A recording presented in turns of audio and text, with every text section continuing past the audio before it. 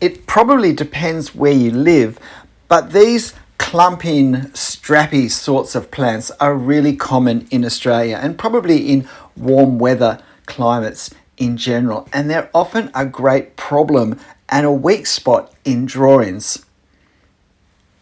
And I think it's, again, the overwhelming detail that we see, which is the problem. And we know that these plants are made up of long, thin leaves that stretch back almost like belts to a central core.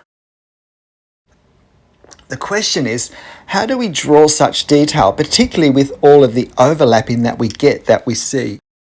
So this is another excellent example of how we need to be thinking in terms of drawing the effect of what we see, not what we see, when what we see is simply overwhelming detail. We want to create at a glance the impression of what we see.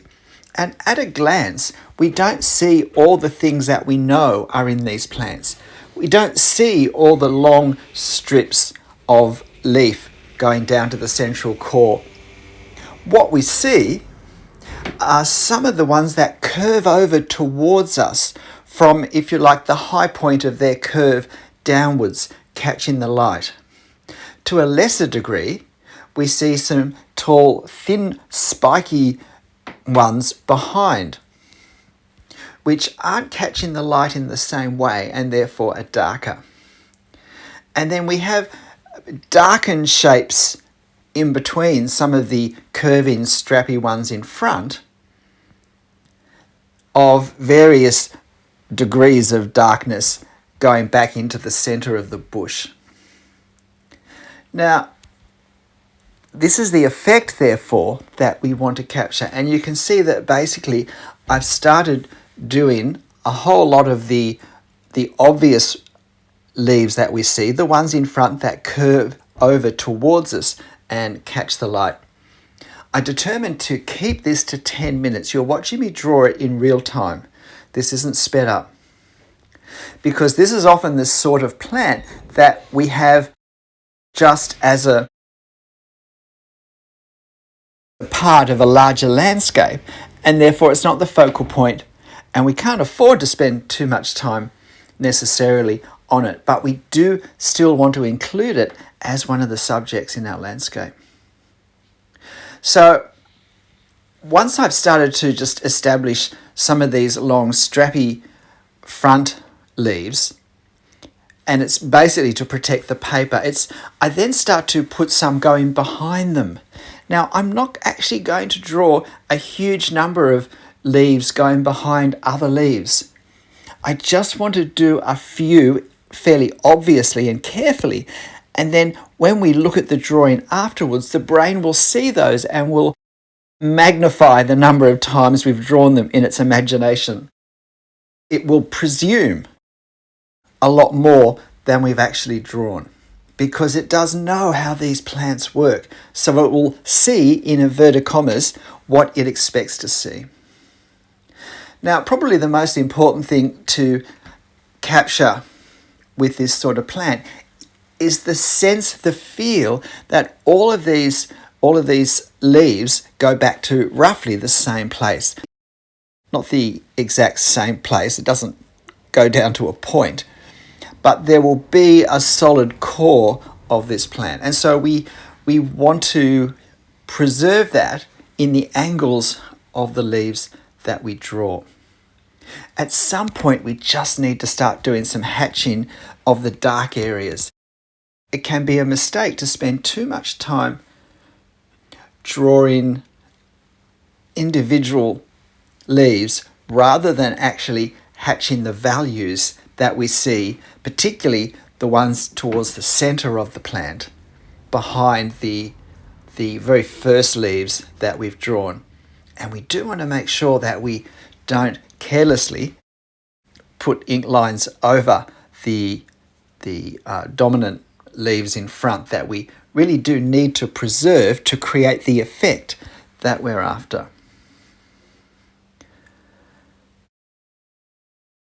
There's a lot more of just doing what I said and working out just how much detail I'm going to include. It's helpful to not let some of the leaves get too wide. That's possibly the one thing to bear in mind. We do want to keep a consistency with the width of these leaves.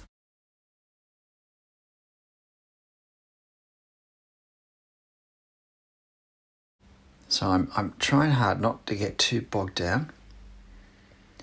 Now, I'm not trying to draw any individual leaf. There's one or two sections where I looked at some of the angles that were formed by the leaves and thought they were kind of nice angles. So I tried to create those just to help give a sense of randomness. It can be really easy doing this sort of thing to end up filling every gap with a leaf. And we end up losing the far more varied result we get in nature. We can simply draw for too long in the one place without paying enough attention to our reference. And it's particularly a danger in this sort of subject where we're not following the reference exactly, and we can slip into autopilot and just keep drawing strippy leaves until there's nowhere left to put them.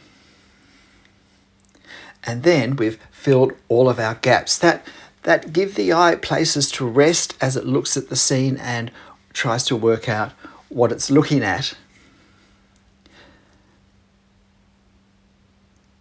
So, working on some more background leaves, the leaves that either go straight up or to a degree curve away from us, that curve in the other direction. It's always important to remember that plants are mostly, they're always three-dimensional, but they often actually grow out in a 360-degree habit, and therefore we have whatever foliage or branching moving away from us as well as moving towards us. So I think I've probably done just about enough of the plant here, especially if I'm going to try and keep my video to 10 minutes.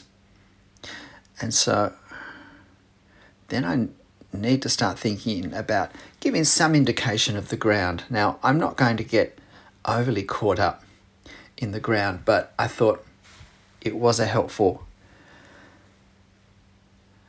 place to take this demo.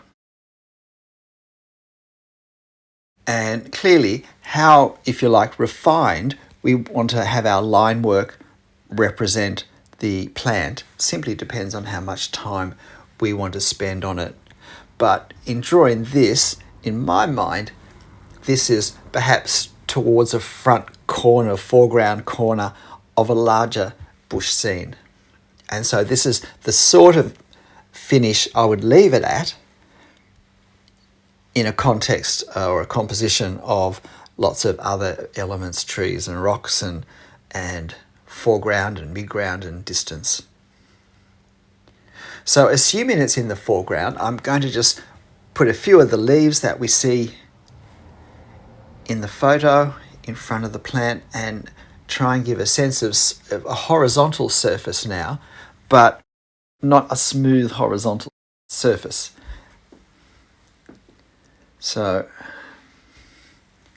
just basically scatterings of lines and shapes, and in some cases some values as well.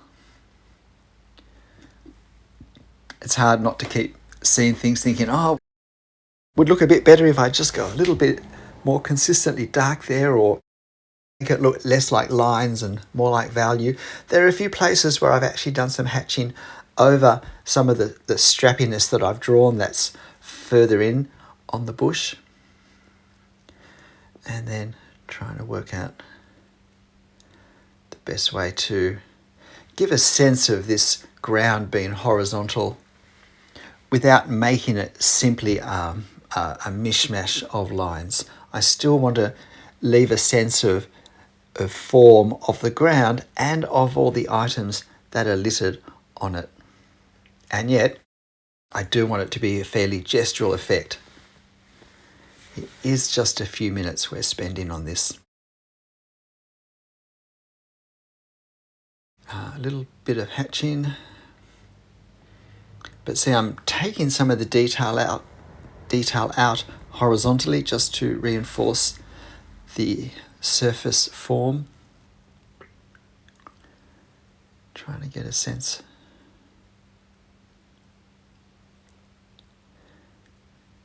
And I think I'm probably pretty much done here. G'day, I'm Stephen Travers. Look, you'll find this photo on my channel community page, so why not give it a go? It can be a good exercise to do, to try and forget what we know about these plants and draw the overall effect of what we see when we look at them. But look, whatever you draw and however you draw it, make sure you have fun. I'll see you next time. Bye.